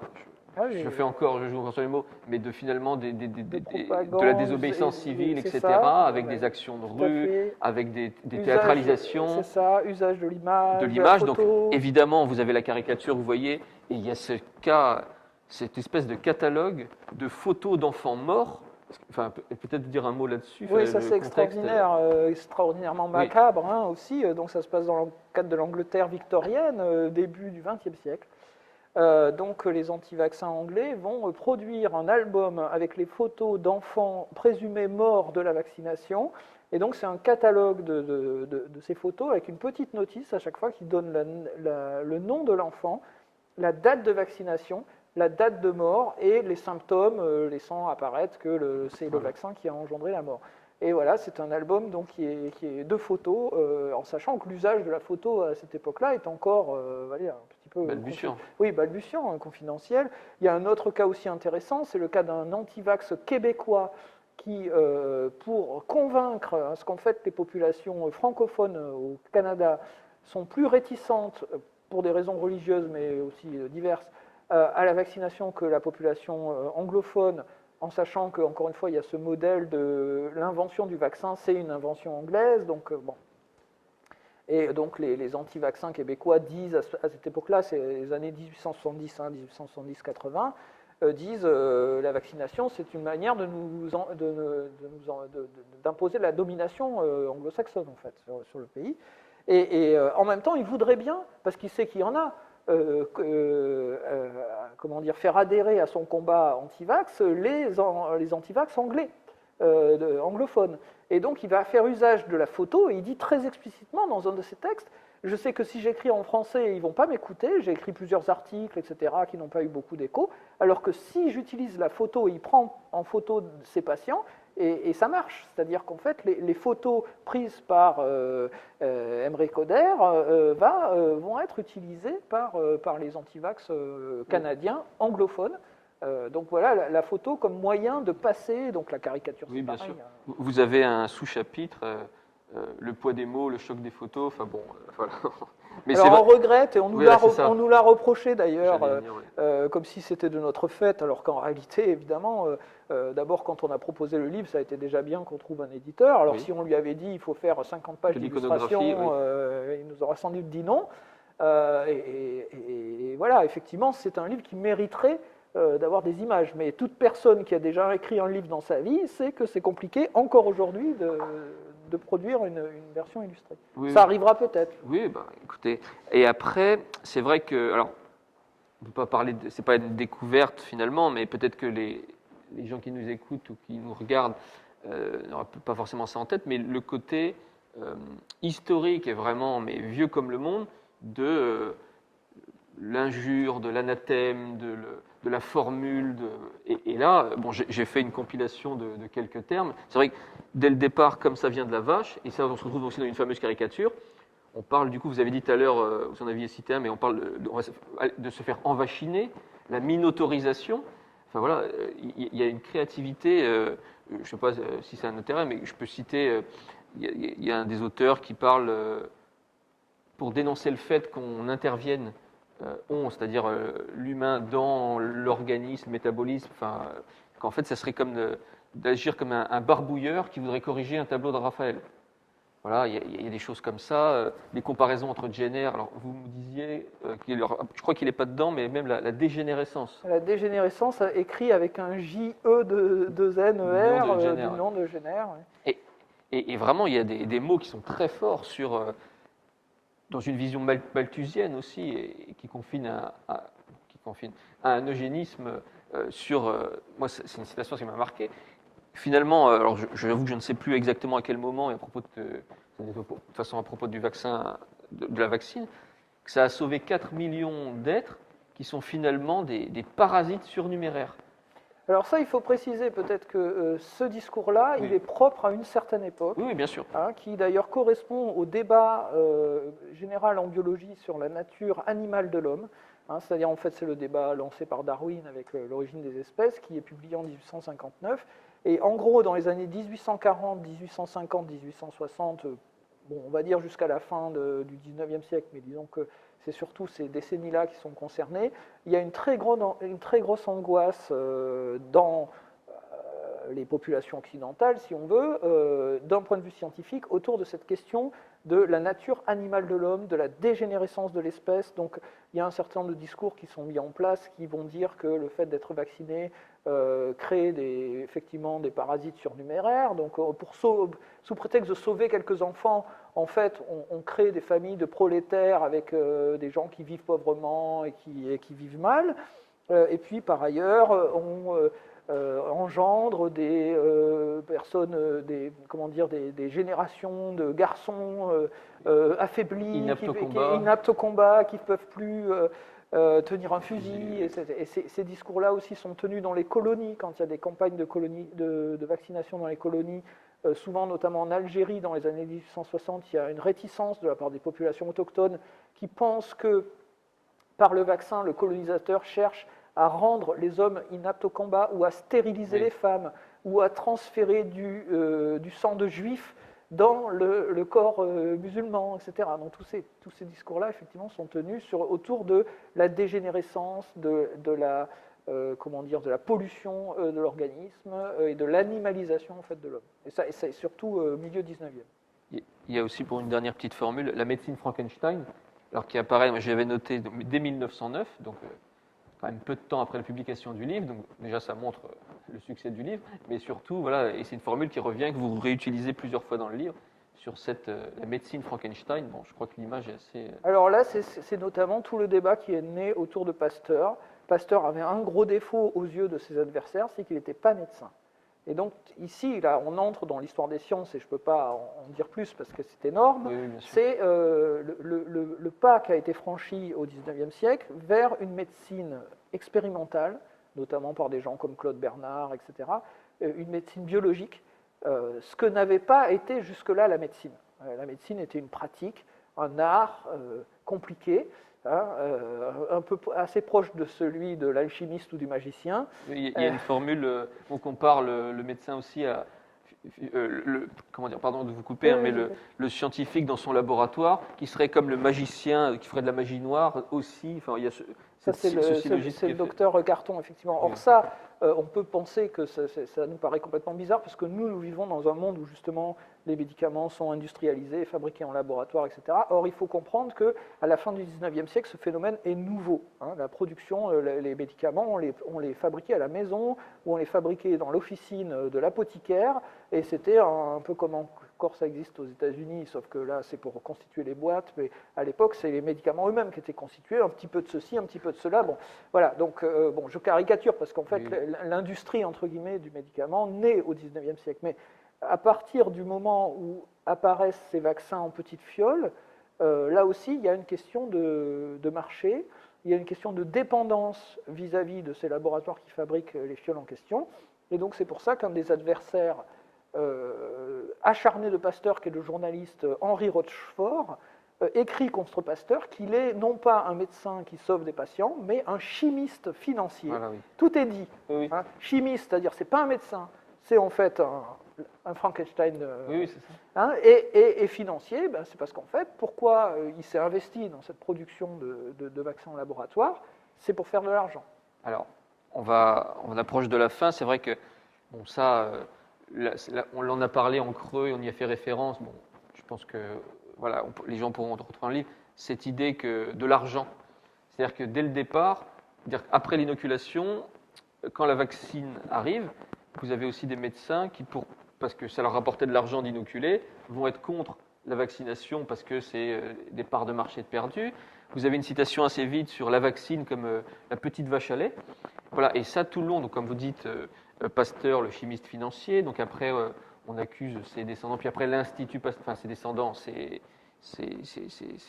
épigones, enfin C'est continuateur. voilà, ses continuateurs, voilà. Et l'Institut, etc. Donc c'est vrai que ça, et donc on arrive jusqu'à aujourd'hui à ce qu'on appelle Big Pharma. Bon, on n'a pas forcément le temps d'arriver là-dedans, mais c'est vrai que accuser le fait, accuser le monde de la science d'être soumise à des intérêts ou de faire ça pour l'argent, voilà, c'est quelque chose, dès que ça apparaît, jusqu'à aujourd'hui, voilà, on retrouve ça comme si je une puis dire, continuité. extrêmement vendeur comme argument. Ça, c'est pas toujours faux, mais extrêmement vendeur. Oui, mais voilà, parce qu'évidemment, ça pose aussi des questions. Et on revient à ce que vous disiez tout à l'heure sur poser des questions, mais écouter les réponses. Et puis parfois aussi la pharmacovigilance, quand je parlais tout à l'heure de transparence. C'est vrai qu'il y a des sous-thématiques ou des angles voilà, qu'on aurait pu aborder. Alors, je vais la formuler un peu, je vais formuler ça un peu de la manière de Howard Zinn. Je ne sais pas si ça vous parle, mais enfin, je sais que j'imagine que vous le connaissiez, mais sur une histoire populaire des États-Unis. Donc, on pourrait faire une histoire féminine de l'antivaccinisme, on pourrait faire une histoire coloniale de l'antivaccinisme. Sur l'histoire féminine, on a dit tout à l'heure que l'inoculation, c'était un peu rejeté. Une des raisons parce que c'était voilà, bonne femme. Sauf qu'après, bon, ça vous l'expliquez dans le livre, avec cette essentialisation de mère, nature, la mère, la maternité, etc. Du coup, ben, pour protéger l'enfant, de la naturalité de l'enfant. Voilà, il y a ça. Et tout ça, donc là, pour le coup, pardon, même un prémisse. Donc là, vous citez un livre anglais, donc je ne sais plus de qui est ce livre. Qu'il y a un combat qui serait en Angleterre, avant même l'aspect suffragiste, justement un combat autour de cette vaccination infantile, qui en fait serait une sorte de prémisse de combat féministe par la suite. Oui, ça, si je peux me permettre, c'est le livre extraordinaire, alors pas disponible en français, mais que toute personne qui lit l'anglais peut, le livre de Nadia Durbar, oui, qui s'appelle Body Matters, oui. qui est vraiment extraordinaire là-dessus et qui montre effectivement le combat de ces femmes, pourquoi ça devient une question féministe de s'opposer au vaccin dans cette période-là, fin 19e. Sauf que voilà, si on reste sur ces figures de la mère, on arrive aussi à la fin, c'est un autre, vous citez une étude sur des mères adolescentes ou des mères, enfin on comprend que filles isolées, mères isolées, oui. Qui elles pour le coup, donc là on est en Angleterre, fin du XXe siècle ou début du XXIe. Oui, c'est l'affaire Wakefield. Et voilà, l'affaire Wakefield, voilà, et qui du coup elles pour le coup font confiance et se sentent, enfin ont besoin de l'aide de l'État et voilà, font tout à fait confiance. Donc là encore, c'est pour ça que ça serait tout un autre sujet, voilà, une histoire féminine, parce que on pourrait aussi, en prenant cet angle-là, pareil sur les colonies, bon, avant les colonies, on a parlé tout à l'heure d'esclavage, là, vous refaisiez allusion, par exemple, à la vaccination en Algérie, mais à un moment, les antivax se sont aussi tournés vers les colonies pour essayer de tester leurs théories là-bas, mais il y a aussi eu des tests, enfin, voilà, ce serait encore toute une autre rencontre qu'il faudrait faire, mais là, voilà, le temps tourne, je pense que au final, est-ce que vous pourriez essayer de nous résumer, non, et de nous dire finalement qui sont, voilà, anti-vax, qui sont les anti-vax? Bon, évidemment, on a bien compris que c'était large, que c'était mouvant, que c'était complexe, mais voilà, une sorte de mot de la fin. Bon, il fallait un titre. Donc, oui, voilà, déjà. Donc on a utilisé celui-ci parce qu'il était frappant, en plus les lettres en rouge, bon, qui permettaient de... On a plus ou moins, entre guillemets, créé le mot, parce que en fait, ça vient d'antivaxeur en anglais. Souvent, la forme abrégée en anglais, c'est antivax avec 2 X. Donc nous, on a jugé que les 2 X, ça ne correspondait pas à l'orthographe académique française, et donc on en a mis qu'un seul, et je crois que le mot est entré d'ailleurs dans le petit Larousse sous cette forme-là. Donc évidemment, on parle moi j'appelle ça une démuleuse, c'est-à-dire que non seulement il y a les différentes motivations, des motivations, on l'a dit, on ne va pas y revenir, plus ou moins politiques, religieuses, etc. Bon. Et d'autre part, il y a des degrés. Il y a des degrés, donc l'OMS parle d'hésitation vaccinale, donc c'est des gens qui vont peut-être à un moment refuser le vaccin puis l'accepter plus tard, c'est des gens qui vont se focaliser sur un seul vaccin dont ils ne voudront pas alors qu'ils accepteront les autres, Patrick Zimmerman, dont j'ai parlé tout à l'heure, parle, lui, de pyramide du doute. Hein, c'est-à-dire qu'à la base, vous avez un certain nombre de gens qui se posent des questions, et puis après, en fonction de la manière dont vous y répondez, vous entrez plus ou moins dans des logiques d'opposition qui sont plus ou moins radicales. Donc le portrait type de l'antivax, il est impossible à faire, parce que non seulement il y a des différences de degrés entre ceux qui est simplement, quelqu'un qui est simplement dans le questionnement, quelqu'un qui est dans le soupçon, quelqu'un qui est dans le complot, c'est une mentalité complètement différente. Et d'autre part, les arguments qui constituent justement les systèmes de valeurs qui apparaissent à l'échelle personnelle comme les plus importants sont différents d'un individu à l'autre et d'un groupe à l'autre. Puisqu'on pourrait dessiner à ce moment-là, j'aime bien l'expression astronomique de nébuleuse, parce que ça veut dire qu'il y a plusieurs systèmes solaires, quoi, hein, donc il y a plusieurs étoiles. Et à chaque fois, il y a des petites planètes qui tournent autour, plus ou moins grosses, plus ou moins proches de l'étoile. Enfin, vous voyez, bon. Et par cycle. Et par cycle, exactement. Donc, c'est pour ça que le portrait robot est infaisable. Je ne crois pas, d'ailleurs, souhaitable en fait qu'il faille le faire. Je crois qu'il faut adopter la démarche classique en sciences sociales, hein, qui est essayer de définir des horizons d'attente par sous-groupe et d'essayer de voir comment ces groupes se positionnent à une époque donnée par rapport à la question. Et il y a une autre manière finalement de découper entre les radicaux, on va dire, et opportunistes. Ou, on pourrait dire les prosélytes, les ultra convaincus, et ceux qui sont plus à se poser des questions ou qui diffusent. Ça aussi, c'est aussi un axe finalement pour un peu affiner. Oui, ça peut très bien se comprendre, je crois, facilement avec la situation dans laquelle nous sommes. On pose souvent la question, et encore une fois, on ne va pas y revenir parce que ce serait une autre conférence, sur est-ce que les antivax peuvent faire échouer la campagne de vaccination contre la Covid. Et je dis aux journalistes à ce moment-là qui m'interrogent de cette manière, vous avez deux phénomènes à distinguer. Les gens qui sont anti-vaccins, ils l'étaient avant, ils le seront pendant et ils le seront encore après. Et sans doute qu'ils vont profiter des événements AstraZeneca et autres pour alimenter leur littérature pour les 100 prochaines années. Donc ça, on va rendez-vous est pris. Le rendez-vous est pris, je ne me fais aucun doute là-dessus. Ils ont déjà commencé à magasiner les informations, si on peut dire. Bon, voilà. Après, il y a une autre dimension qui est celle de monsieur ou madame tout le monde qui est confronté à cette situation, qui avait plus ou moins, avant la crise, des réticences plus ou moins fortes, et qui va devoir naviguer à vue, si on peut dire, pour essayer de trouver une solution et d'adopter une attitude face à la situation actuelle. Donc c'est là où il ne faut pas confondre, encore une fois, ces deux niveaux. Et cette opinion-là, si on peut dire, cette opinion qui est dans le doute ou qui est dans l'interrogation, elle est très fortement susceptible de varier en fonction des informations qui sont transmises. Et là, alors, c'est votre point de vue que j'avais entendu dans une rencontre finalement entre ces deux profils sur vous étiez interrogé, c'était dans une interview sur comment répondre tout ça, et vous disiez qu'il faut pas, qu'il y a deux choses à éviter, c'est le mépris, ou le dédain, et la naïveté.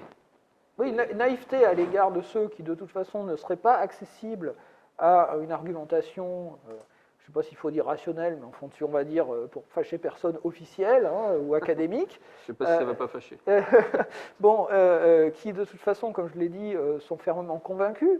On a vu des retournements. Vous faites partie d'une secte, c'est toujours possible d'en sortir. Hein, mais bon, donc on peut aussi. Les efforts, à mon avis, du point de vue des autorités de santé ou du gouvernement, doivent se porter sur l'autre catégorie, hein, de ceux qui effectivement ne doivent pas être méprisés, parce qu'il y a un certain nombre de questions qui sont posées, qui sont des bonnes questions, et toute la question est de savoir comment on accompagne les réponses. Et j'y pensais tout à l'heure par rapport à l'exemple que vous donniez de l'Afghanistan et de l'Arabie Saoudite. Là, on a un magnifique exemple de ce que j'appelle l'hésitation gouvernementale, si on veut. Hein.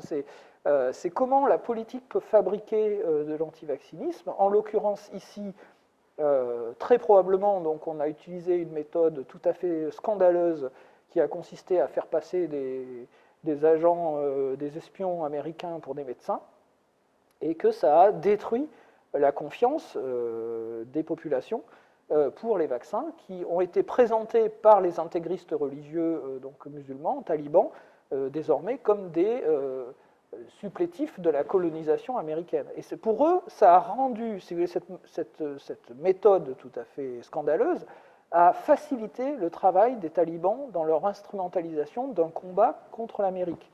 Et à l'inverse,